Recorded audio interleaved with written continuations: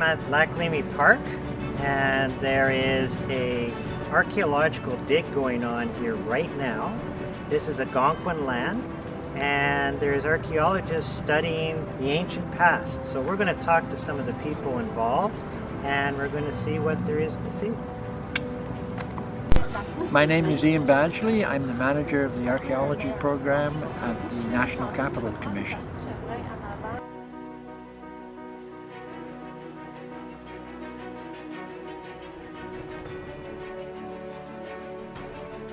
I guess we'll start with showing you some of the objects. Oh yes, this is fantastic.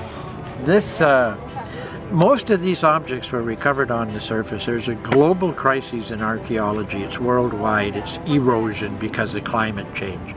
And the Ottawa Gatineau area is no different because of the intensity of flooding, increased intensity of flooding, severe storms, and the sites are eroding at a remarkable rate. We're losing the material. This is the earliest point that we found. This is a lance point. It's an archaic culture we call Otter Creek, and this point was made sometime between 5,500 and 6,000 years ago. It was found just around the corner here on the surface. So that's our earliest occupation of this particular zone. It's a delta, and this would have been on a rocky island in the estuary of the Proto-Gatineau. Here's an example of the latest pre-contact culture, and this is called a Lavana point type, and this would date to about 1,000 years ago. Wow. Now this types change over time, and as you know, like styles, you certainly should be able, well, I'm sure you do, you can tell the difference between a 55 and a 57 Chevrolet. Okay, I can't tell anymore what the cars are, but styles change, and they did change in pre-contact period too. So Champlain, for example, he was wounded twice. He went on a raid with the Hurons against the Iroquois, 1609. He was wounded in the ear and he was wounded in the knee, and this would have been the kind of point that they were making at that time. Wow. So this goes right up into the historic contact period. Since over the last 3 years, because of the erosion, we've collected roughly 90,000 plus artifacts, pre-contact artifacts on the surface of the site. Every day we pick them up. That's 2,000 years old from the design on that pot. Wow. Okay, that's the part of the rim.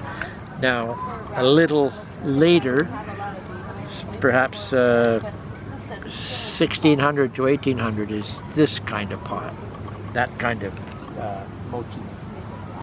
Kwe, Pinock condition cause Kitaganzi pingin donjiba. What I just said in my language, in the Algonquin language, that I said hi, and I'm from Kitaganzi, being that I'm an Algonquin.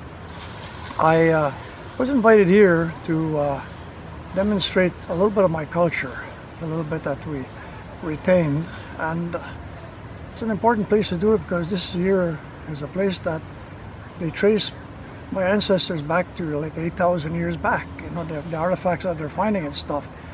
And today I'm still showing people how they could possibly do things, because the way my ancestors lived was directly off the land. We were nomadic people that lived off the land. So we got everything from nature, but it was our mentality that was different than we have today. Through the assimilation, everything, we're all the same. I'm the same as everybody else. But my ancestors had the right mentality in that they had, first of all, they had respect for oneself and everything around them. And having that respect, they only took from nature what they needed, not what they wanted. So they had a very healthy environment to live in. We could have that today if we would just back off a little bit, go backward, take a few steps backwards. We could retain that same thing today.